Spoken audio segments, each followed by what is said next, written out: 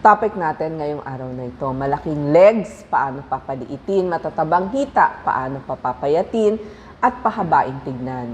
Kita po natin yung mga Korean girls, hindi ba?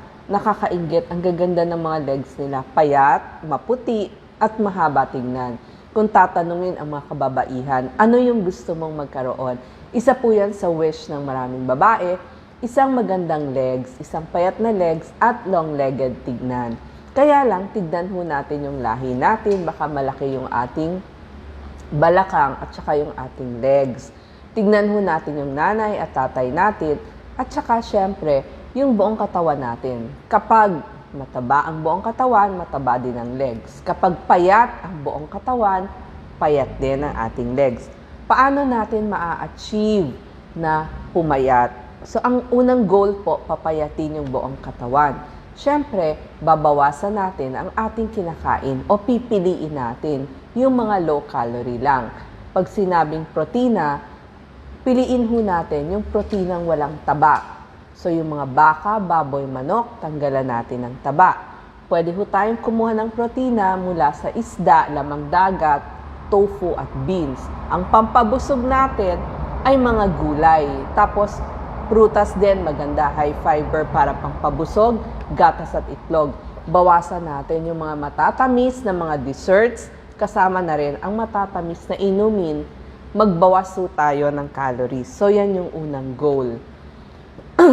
Anong ehersisyo ang maganda para sa ating mga binti? Walking is the best exercise kasi ang ginagamit talaga natin, binti at paa. So, maglakad tayo 20 minutos hanggang 1 oras every other day or the most 3 times a week. Ito ho, hindi ho natin kailangan, may napanood akong movie, hindi natin kailangan mag-enroll sa mga mamahaling mga gym. Pag may makita ho kayong hagdan sa inyong bahay, mag-akyat, baba ho kayo. Ngayon, kung kayo ay nagtatrabaho at building ang inyong pinagtatrabahuhan, akyatin nyo po, magbaon kayo ng rubber shoes kapag break time, akyat baba. Pinakamaganda po ang paglalakad o ang pag-akyat baba dun sa hagdan. Kasi ang ginagamit mo talaga ay ang iyong binti at ang iyong paa. Marami pa pong mga exercise na maganda para sa ating legs. Isa ho nga doon yung kung ayaw nyo sa labas, pwede ho kayo mag-treadmill kung may treadmill kayo sa bahay. At ang paglalakad, mga 300 calories kada kalahating oras. Biking maganda din. Biking 30 minutes to 1 hour. Per 30 minutes makakabawas ko kayo ng 230 calories. Pwede naman po yung mga stationary bike. So yan yung gagawin natin, ano? Tapos sa pananamit, pagdating sa pananamit, pwede ho yung mga dark colored pants, navy blue, black, dark brown. Yung mga colorful na blouses para nandun yung paningin o mapansin.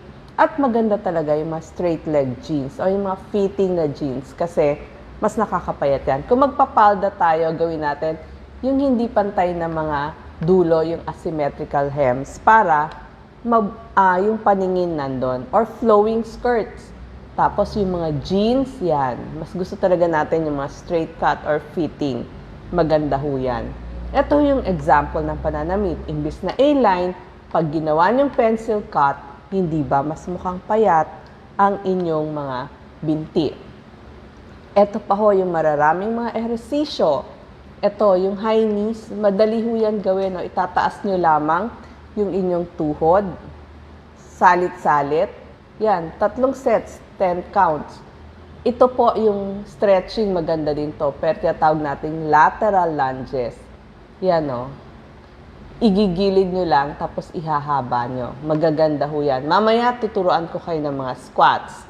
Ito, pwede ho kayong kumapit sa isang silya. Tinataas baba yung paa. Running or walking, maganda pa rin. Ito, pag bagong galing kayo sa banig, taas-taas yung paa, ang tawag dyan, donkey kicks. So, squatting pa rin talaga maganda. So, pwede rin ho kayong mag-wall squats para hindi matumba. Dumikit ho kayo sa wall at mag-i-squat. Ito ho ang tamang pag-squat. So, unti-unti, ayan, hanggang 90 degrees. Ito po ang picture ng tamang pag-squat, 90 degrees, yung tuhod. Kung ma-off balance kayo, pwede kayong maglagay ng isang silya dyan. Diretso ang likod, diretso ang tingin, tapos ang kamay nyo ang gagawin nyong pang-balance, pang-balanse. So ito po, yan, 90 degrees, diretso ang likod. Pang-balance natin o suporta yung ating kamay. Tinatawag na lunges. Nakatayo, papaluhod.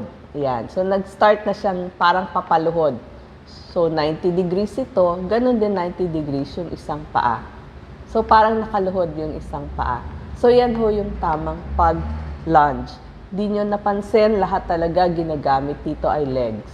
90 degrees, diretso ang likod. Pwede ho kayo magdala ng magaan na dumbbells. Pwede rin naman hong wala. Ito ho, mas madali. Step ups. Kumuha lang ho kayo ng matutuntungan na stable.